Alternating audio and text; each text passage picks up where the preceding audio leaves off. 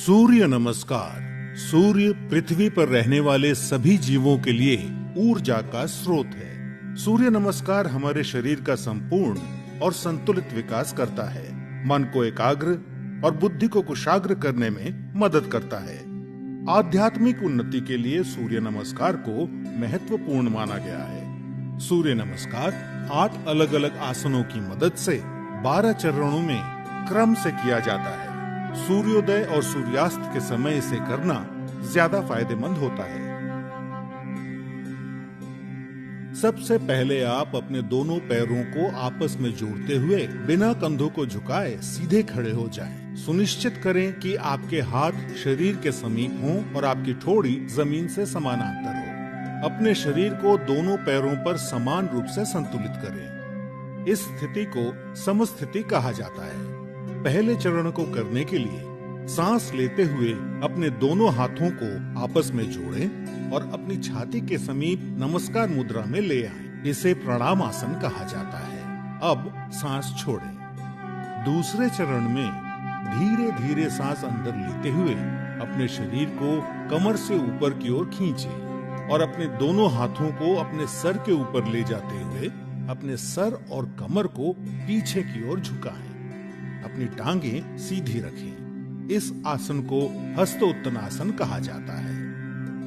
अब तीसरे चरण के लिए धीरे धीरे सांस छोड़ते हुए अपने शरीर को आगे की ओर तब तक झुकाएं जब तक आपकी दोनों हथेलियां आपके पैरों के दोनों तरफ जमीन को छू न लें। ध्यान रखें कि नीचे झुकते समय आपकी भुजाएं और सर एक ही साथ में हो। इस आसन को पादहस्तासन कहा जाता है। चौथे चरण को करने के लिए एक गहरी सांस अंदर लें और अपने दाएं पैर को पीछे की ओर ले जाएं और अपने घुटने को जमीन पर सटा कर रखें। सुनिश्चित करें कि आपका दायां पैर पंजों पर हो, आपका बायां पैर का घुटना 90 डिग्री पर हो, दोनों हथेलियां जमीन पर हों, आपके कूल्हे नीचे और ठोड़ी ऊपर की ओर हो। इस आसन को अश्व संचालन आसन कहते हैं। अब पांचवें चरण में एक गहरी सांस छोड़ते हुए अपना बायां पैर इस प्रकार पीछे ले जाएं कि वो आपके दाएं पैर की सीध में हो। सुनिश्चित करें कि आपके हाथ और कंधे सीधी रेखा में हों और साथ ही कंधे, पीठ और नितंब भी एक ही सीध में हों। इस आसन को संतुलन आसन कहा जाता है। इस स्थिति में धीरे धीरे सांस लें। छठा चरण, सांस छोड़ें।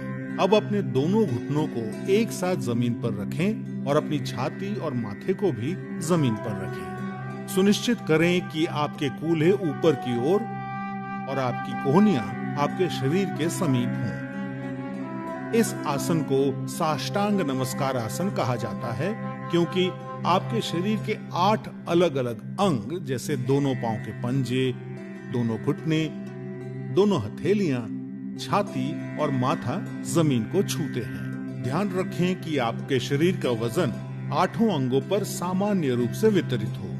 अब 7वें चरण के लिए सांस अंदर लेते हुए अपनी श्रोणी यानी पेल्विस को नीचे लाते हुए अपने सर और छाती को आगे की ओर सरकाएं और अपने शरीर के ऊपरी हिस्से को नाभि तक उठाएं। सुनिश्चित करें आपके पैरों के पंजे बाहर की ओर और टांगे सीधी हों। इस आसन को भुजंग आसन कहा जाता है। 8वां चरण, धीरे धीरे सांस छोड़ते हुए अपने पैरों के पंजों को अंदर की ओर मोड़ें और अपने कूल्हों को इतना ऊपर ले जाएं कि आपका शरीर एक पर्वत का आकार ले ले। सुनिश्चित करें आपकी दोनों टांगे सीधी, हथेलियां जमीन पर हों और आपका सर भुजाओं के बीच हो। प्रयास करें कि आपकी एड़ियां जमीन को छू सके। इस आसन को पर्वत आसन कहा जाता है।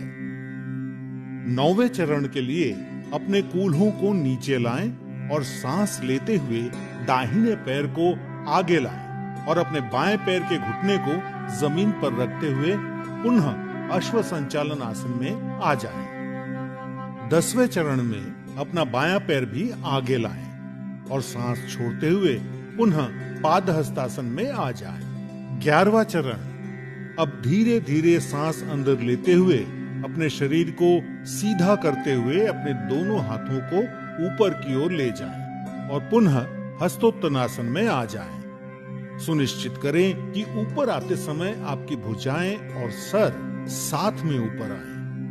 12वां चरण, धीरे धीरे सांस छोड़ते हुए पुनः प्रणाम आसन में सीधे खड़े हो जाएं। अब इस पूरे अनुक्रम को अपने बाएं पैर से दोहराएं। सूर्य नमस्कार से आपके फेफड़ों की क्षमता बढ़ती है। सूर्य नमस्कार आपके मेटाबॉलिज्म में सुधार लाता है और मधुमेह के प्रबंधन में उपयोगी पाया गया है। सूर्य नमस्कार अंतःस्रावी ग्रंथियों यानी एंडोक्राइन ग्लैंड्स के स्राव को नियंत्रित करता है।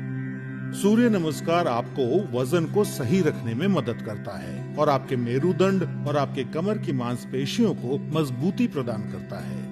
उच्च रक्तचाप यानी हाई बीपी के रोगियों को इस आसन को सावधानी के साथ करना चाहिए। हर्निया और पेप्टिक अल्सर के रोगियों को सूर्य नमस्कार नहीं करना चाहिए। सायटिका, सर्वाइकल स्पॉन्डिलाइटिस और अक्यूट आर्थराइटिस के रोगियों को भी सूर्य नमस्कार नहीं करना चाहिए। महिलाओं को मासिक धर्म के समय और गर्भावस्था में सूर्य नमस्कार नहीं करना चाहिए। नियमित रूप से सूर्य नमस्कार का अभ्यास आपके शरीर को विषाक्त पदार्थों से मुक्त यानी डिटॉक्स करता है और आलस को हटाकर पूरे शरीर को सक्रिय करता है।